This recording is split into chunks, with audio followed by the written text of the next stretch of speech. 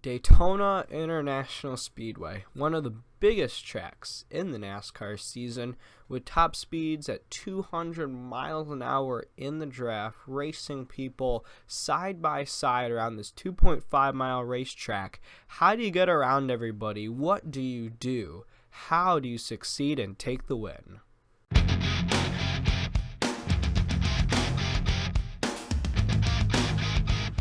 What is going on, everybody? My name is NASCAR Fan 4358. Welcome to Daytona International Speedway. Today we are on NASCAR 15 Victory Edition here at Daytona Beach, Florida. There is Daytona. It does not look like this anymore. Daytona went through a renovation recently called Daytona Rising, and it is much bigger. The update is on Forza 6 and on Rear Racing 3. You can check those tracks out. It was much bigger.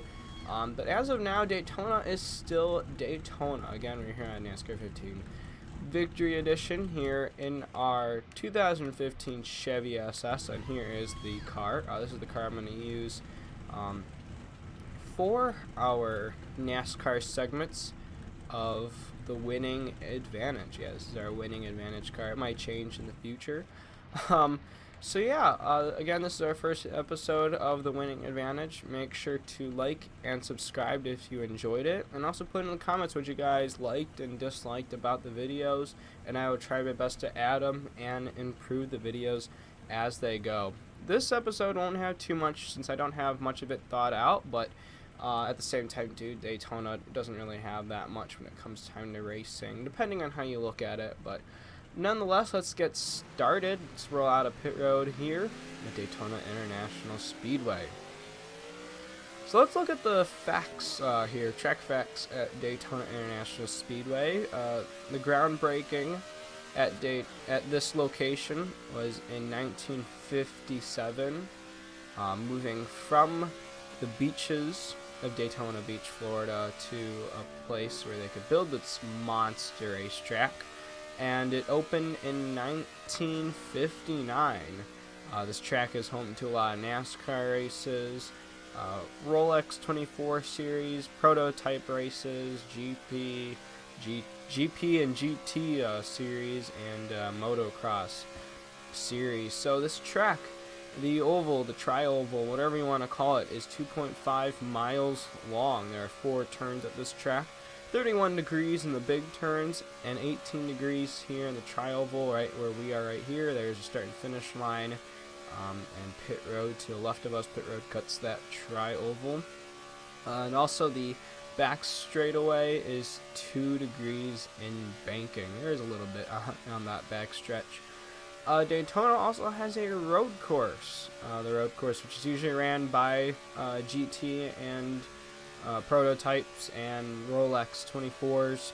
The racetrack is 3.6 miles in length with 12 turns, including the 4 big turns, which go up to 31 degrees and 18 degrees. Most of the road course is also flat as well. So yes, we are at Daytona International Speedway. Again, here we come through the tri-oval. Very unique track. Everybody wants to win this race. When you look at it in an online perspective, especially in league racing, everybody wants to win it. So like I said at the beginning of the video, where is the best place to run here at Daytona International Speedway? Well, you guys can see, we have this lane here, there's kind of like another one right here, and then there's this high lane right here. So out of these 3 lanes that you can run, which one is the fastest? Which one will get you around and hopefully give you first place in any Daytona race? Well, when you look at it in a NASCAR perspective, and you look at it in 2016, best place to run around this track is the bottom lane. You guys will see me hit pretty good times here on this bottom lane. So how do you drive this bottom lane? Well, first of all, like I said, you want to stay here in this middle lane. Now, best thing that I up against is this double yellow line. Double yellow line here at Daytona for NASCAR was introduced, I think, around 2007, 8. I'm not really sure when it was. but it's been around for a while, and you are not allowed to pass people below that yellow line. You're supposed to stay up on the racetrack. So basically, this is your boundary line. Like, pretend this is a wall. You're not allowed to go past it whatsoever at any given point. You're always to stay to the right side of it. Put your left side tires on it. It's fine. As long as you don't go way below it and passing people, you are good to run this lane.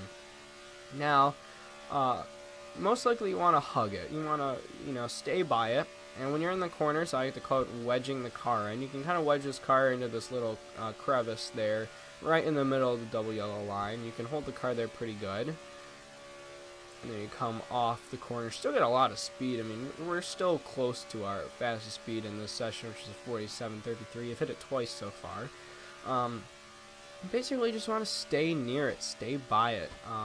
If you wander around from it or just go all over the place, you're going to lose a lot of speed and a lot of time fast. And if you can't catch up to the lead pack, you can't catch the draft, well, that's why, because you're not staying really consistent here. Now, another thing about this, I really don't like to run right on that yellow line. I mean, I feel forced when I'm racing in a pack of people here, because most people run it, but I like to kind of run up high here. That's, if I can hold it for a while, not like that, if I can hold it for a while, I won't touch that apron, and the car will not bounce around a lot, and you can still have a lot of speed through there. That's what I like about this. I've gotten fast laps just doing that. So, the basic key here running this lane is just being smooth, consistent, and fast. Hold that gas down. You don't need to let go. You don't need to use the brakes. Just full power, full throttle, and do your best to win the race. Now, most people, again, if you look at it from a league racing point of view, you will be in a pack of people, most likely single file here on this line. Careful, you don't want to get up to people too close. Bump drafting is perfectly fine. A lot of people do it. Try to get an advantage around other people. Just don't do it too much, especially if there's a lot of lag. Be careful. Now it goes to my next segment, which you'll hear me talk about a lot of times when we come to NASCAR, and especially at big track, but it's called the bubble. What is the bubble? If you don't know what I'm talking about, especially in a NASCAR point of view, from any U-Technics game or DMI game to present NASCAR 15 Victory Edition, in my point of view, since I can't really explain the bubble that much, let's just put it this way, okay? So let's say you're behind somebody, you're trying to make a run, trying to help them. Well, what the bubble is let's say, you're behind somebody. Well, what it does is that something with your car placed on the track and their car placed on the track creates this weird kind of lag around them, or some type of glitch. Not sure what it is, but all in all, it's when your car is touching the person's car in front of you, yet on your screen you're not touching them, but on their screen they're seeing you touch their car. That's basically what a bubble is, and it's better explained if I say this. What I thought the bubble was side drafting. Now, everyone knows what drafting is, again, in a NASCAR point of view. It's when you're behind a guy, you try to get their draft, creates this air pocket, you can get into that air pocket, you get all this boost of speed, and then you slingshot around them. And sometimes people just hook onto their bumper and bump draft them, and they get a lot of speed there. That's where most of your speed will come from when you go to these big restrictor plate tracks. But I think the bubble was something that they were trying to create, which is called side draft. Side draft is when you get along someone's side of the car and it takes the air off of their car, and it gives you a slight advantage and it makes you faster because it doesn't slow your car down at all. It might even create more speed with your car also. Well, I think what they were trying to get is they were trying to do that side draft effect, but it turned out to just cause this huge glitch problem, and so you can run into people. So all in all, especially when you're at Daytona, never swerve a lot, never go up the track here, never go down, do all this stuff, because you could go way up high, come way back down, think you're clearer than the driver in front of you, but really on their screen you're bubbling them, and they're going straight into that concrete or safer barrier wall. So that is one thing also to watch out for when you're at Daytona. So that's another thing too.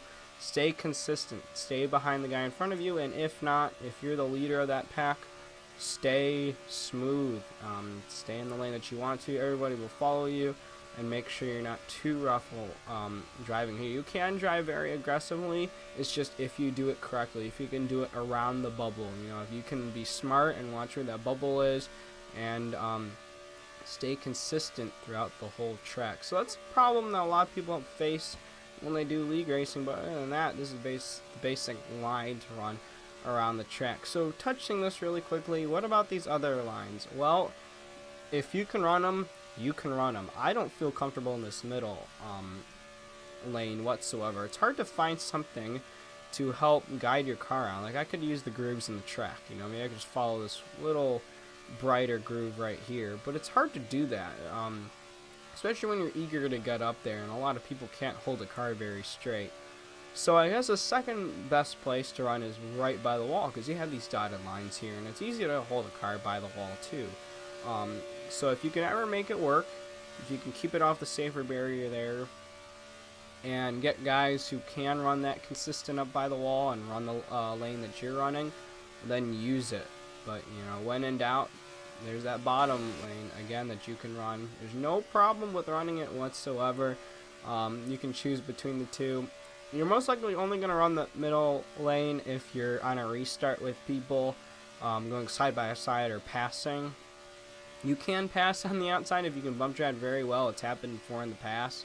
So, again, you have a wide variety of things to choose from. It's whatever you feel comfortable with and how other people race as well.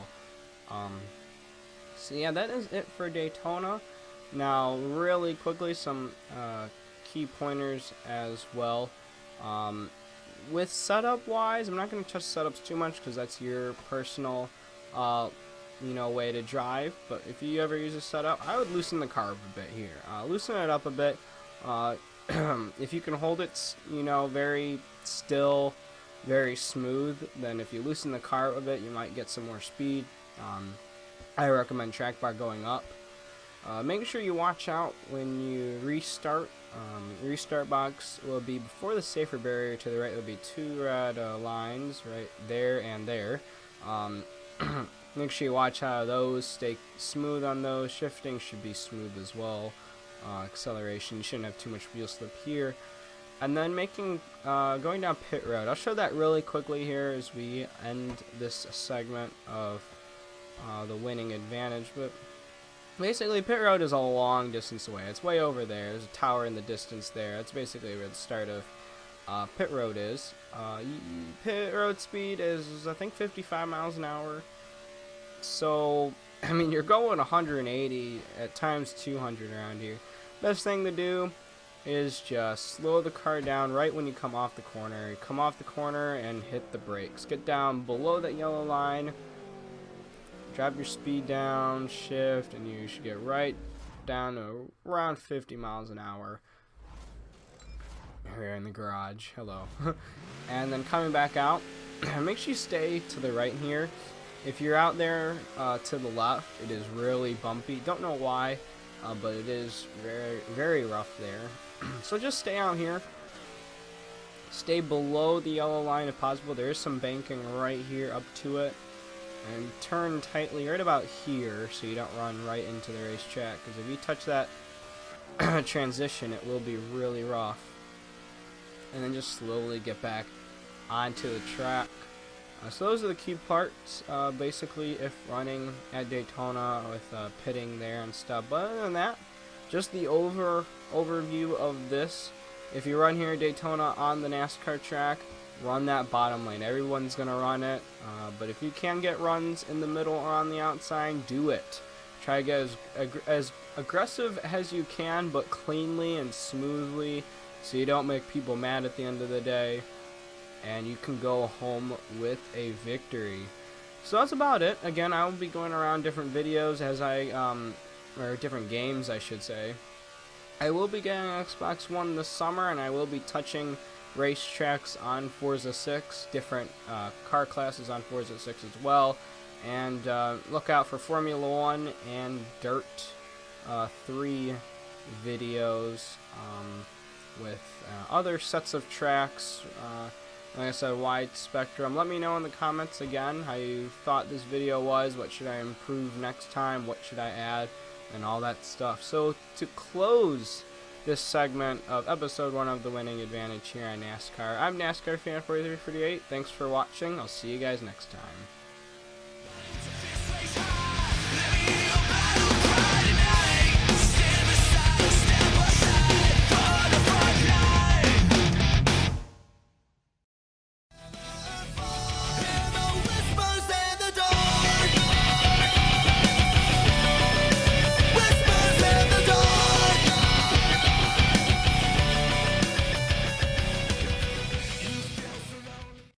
See, I should say, like, see you next time in Victory Lane. I mean, it is the winning advantage, so, you know, I should hope to see you guys in Victory Lane after this video, right? No?